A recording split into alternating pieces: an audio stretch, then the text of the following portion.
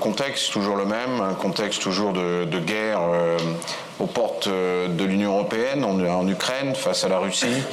Une transition énergétique toujours aussi importante, avec son volet désagréable qui est l'aviation bashing, mais dont le Salon du Bourget d'ailleurs est une bonne réponse.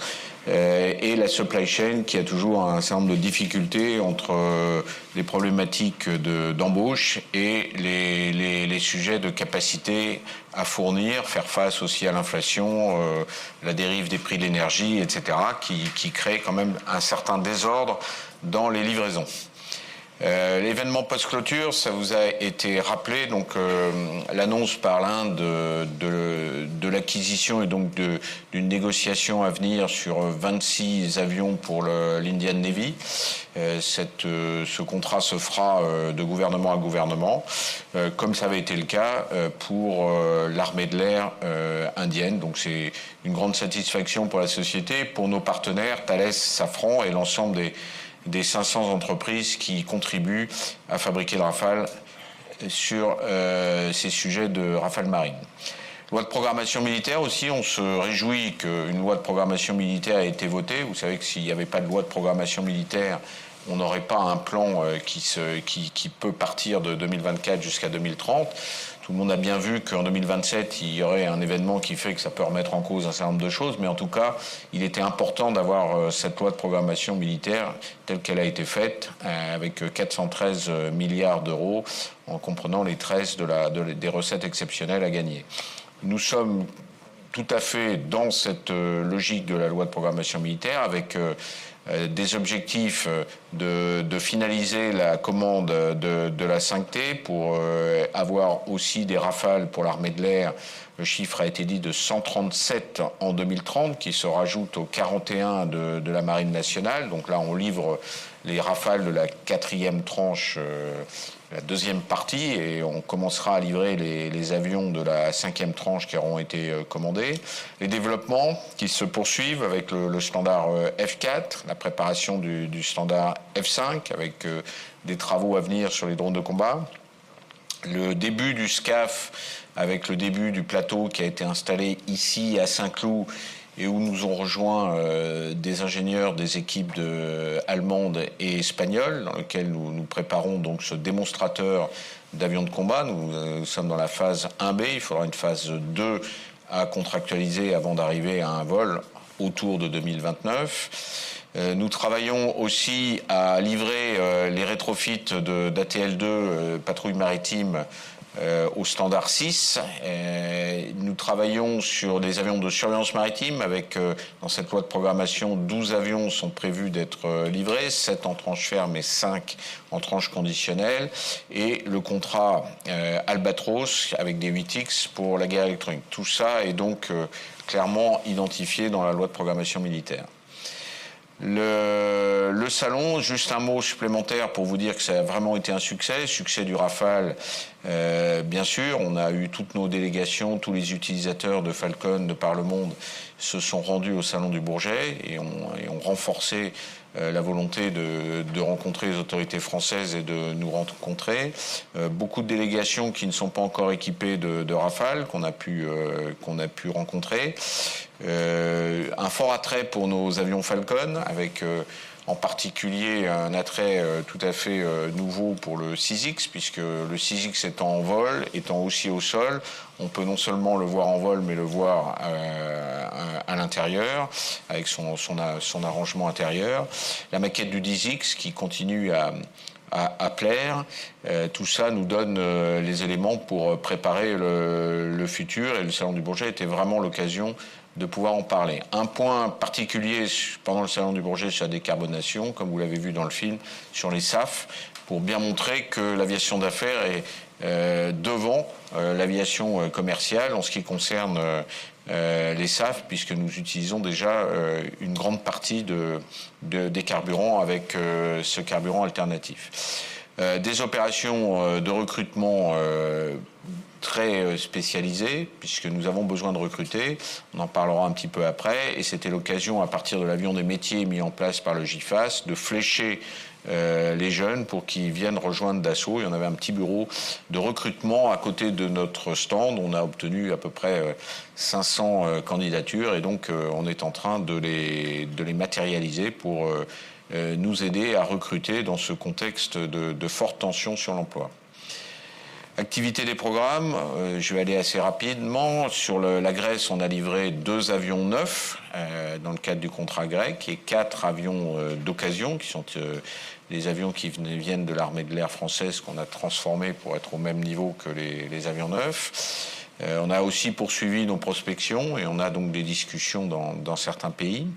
L'une d'elles est en train de se concrétiser, c'est les 26 pour la marine indienne. Pour la France, on a livré 2 Rafales et on continue les développements de nos standards.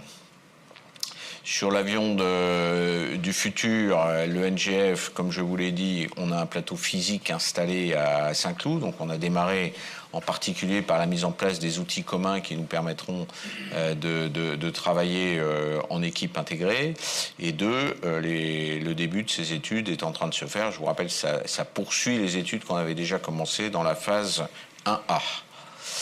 Les avions de mission, là aussi j'en ai parlé, donc le programme se déroule normalement pour l'avion de surveillance maritime, l'avion de guerre électronique Archange. Sur les livraisons, on a livré le 7e avion pour l'Atlantique 2 modernisé et on travaille, comme je l'avais dit en mars dernier, à un projet d'avion de patrouille maritime du futur à partir d'un Falcon 10X. Sur l'export, sur les Falcon, on a livré le premier avion des 4 avions commandés l'année dernière pour la Corée, des avions de guerre électronique.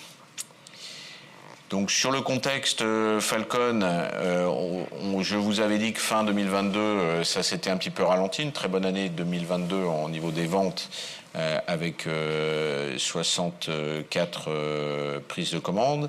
On a maintenant, ça a ralenti un petit peu en début d'année. On a donc une prise de commande de 12 avions pour ce premier semestre. Pendant le temps, on a livré 9 avions dans ce premier semestre 2023. Sur le Falcon 6X, j'en dirai un mot.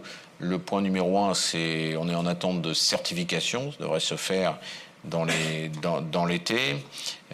Nous poursuivons le développement du Falcon 10X et nous continuons l'amélioration des Falcons en service, par exemple en ayant validé un nouveau cockpit Easy 4, Easy 4, pour proposer déjà sur 7X et 8X.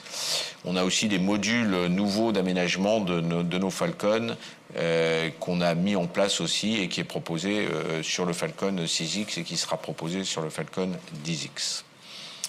Sur le bashing dont je vous ai parlé tout à l'heure, je rappelle et je souhaite le redire et vous m'entendrez le redire, 2% des émissions de CO2 mondiales pour l'aviation mondiale, 2% de ces 2% pour l'aviation d'affaires, donc ça fait 0,04% des émissions mondiales de CO2, c'est de ça dont on parle.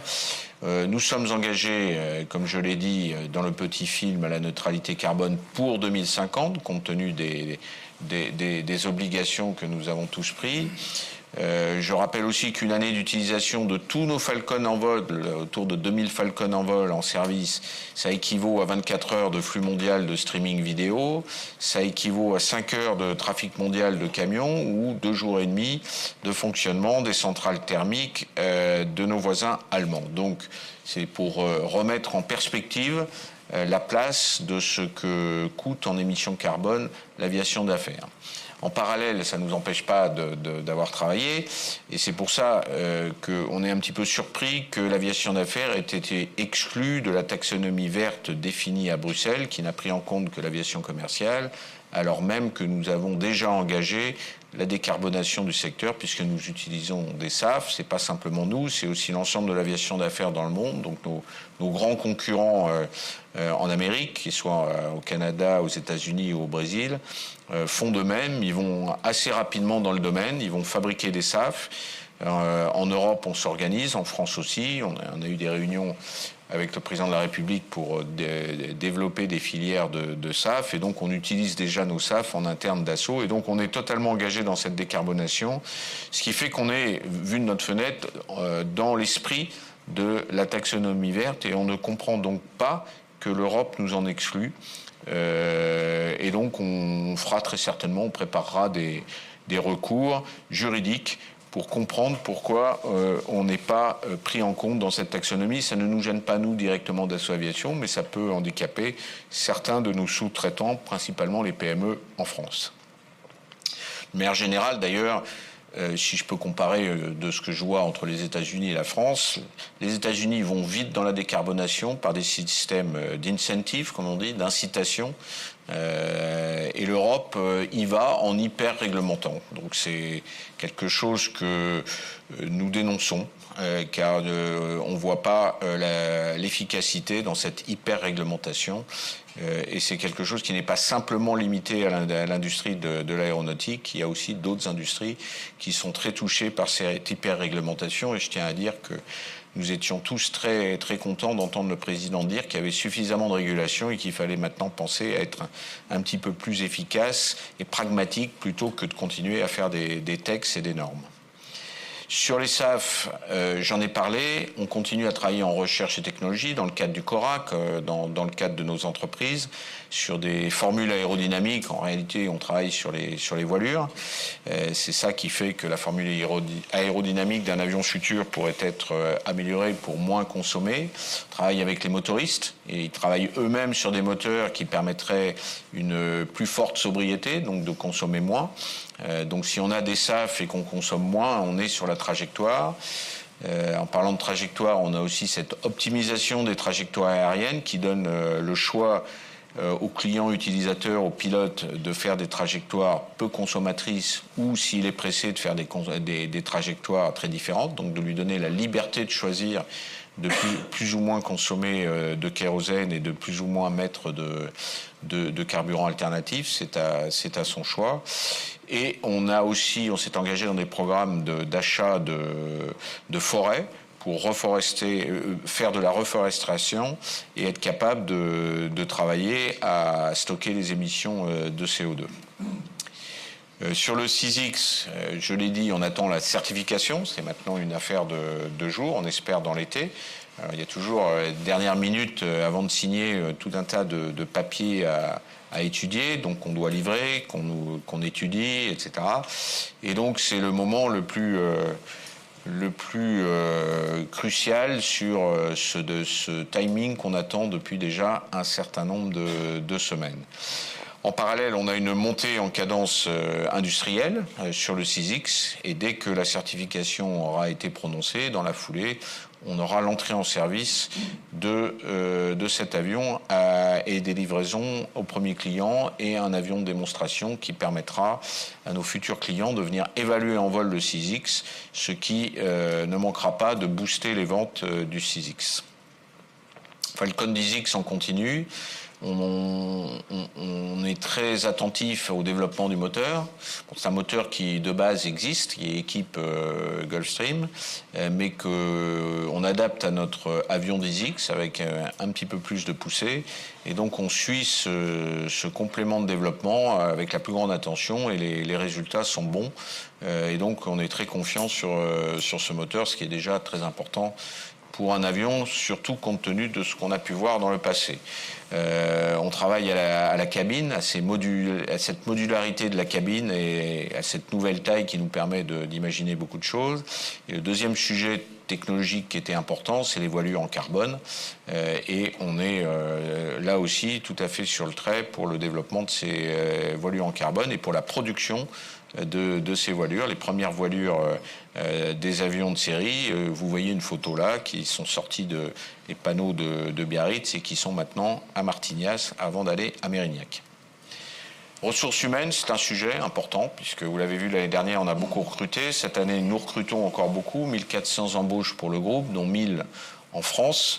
ce qui est quand même un recrutement important. C'est pas si simple, on les trouve. Nous, Dassault, on est quand même assez attractifs, mais on les trouve pas assez rapidement, donc on court après ces recrutements. Ça va du compagnon jusqu'à l'ingénieur, et la charge de travail chez Dassault aujourd'hui est forte, aussi bien en série avec le ramp-up que au bureau d'études et dans tous les services ad hoc qui font fonctionner nos avions. Partage de la valeur en France, juste un mot pour rappeler que dans ce débat qu'on a pu voir en début d'année et l'accord qu'il y a eu entre les syndicats et le MEDEF en début d'année, nous, chez Dassault Aviation, on a toujours cet intéressement, cette participation qui coïncide pour 2023 à peu près à 4 mois de salaire. Donc on est tout à fait dans la bonne logique et même tout en haut du partage de la valeur. On a aussi signé des accords avec les organisations syndicales cette année pour les salaires. Donc on a joué le jeu de l'augmentation salariale, même si de temps en temps certains nous disent attention de ne pas fioler l'inflation en augmentant trop les salaires. En tout cas on l'a fait parce que l'inflation était forte, avec donc une moyenne d'augmentation de 6,2%. Cet accord a été signé par CGC, CFDT et UNSA. Voilà, quelques accords aussi sur le handicap qui permettent d'améliorer les situations de certains de futurs salariés. Nous avons un gros sujet qui est le déploiement de la nouvelle classification de la branche métallurgie, dont vous savez qu'elle devra être opérationnelle pour toutes les sociétés de la métallurgie, de la branche, dès le 1er janvier 2024, que ce soit les grandes entreprises ou les petites. C'est un gros sujet puisqu'il faut requalifier chaque emploi et remettre chaque salarié dans chaque case de chaque emploi. Donc c'est un gros travail, c'est en cours. Et on est assez confiant sur la tenue des délais, sachant qu'on discute au niveau aussi des syndicats pour avoir l'accord sur la méthodologie et sur la labellisation de ces emplois. Résultat proprement dit, donc prise de commande de 1,7 milliard lors de ce premier semestre, principalement avec 12 Falcon, mais aussi des compléments dans le domaine de l'export qui sont liés aux révisions de prix compte tenu de l'inflation.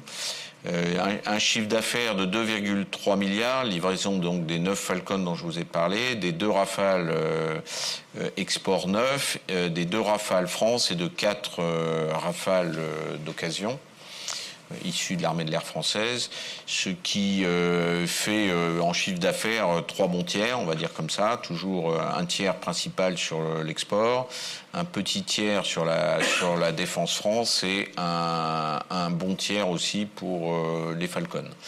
Un carnet de commandes qui maintenant est à 34,4 milliards, et ceci, bien entendu, est sans les 26 avions prévu pour la marine indienne. Quand le contrat sera rentré, il s'ajoutera. C'est sans aussi les avions indonésiens. On attend le T0, en tout cas le premier paiement pour 18 avions parmi les 36 qui doivent arriver avant la fin de l'année. Et on attend bien sûr la prise de commande des 42 avions pour la France. Donc un carnet de commandes qui devrait en toute logique augmenter avant la fin de l'année. Les résultats en tant que tels, donc un chiffre d'affaires de 2 milliards 295 millions d'euros, un résultat opérationnel de 151 millions d'euros, ce qui fait une marge opérationnelle de 6,6%, un résultat financier de 110 millions en nette augmentation car on a placé notre trésorerie et qu'il est plus facile de trouver des placements maintenant qui rapportent un peu d'argent contrairement à avant. L'équivalence de Thales, donc avec les autres sociétés, mais c'est surtout Thales de 210 millions, des impôts de 66 millions, ce qui fait un résultat net de 405 millions d'euros, soit une marge nette de 17,6%.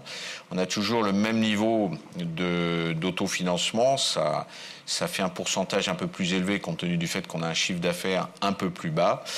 Ce qui fait 10,8% pour l'autofinancement. On a toujours le 10X et du 6X toujours en développement et on est dans le gras du sujet en ce qui concerne le 10X.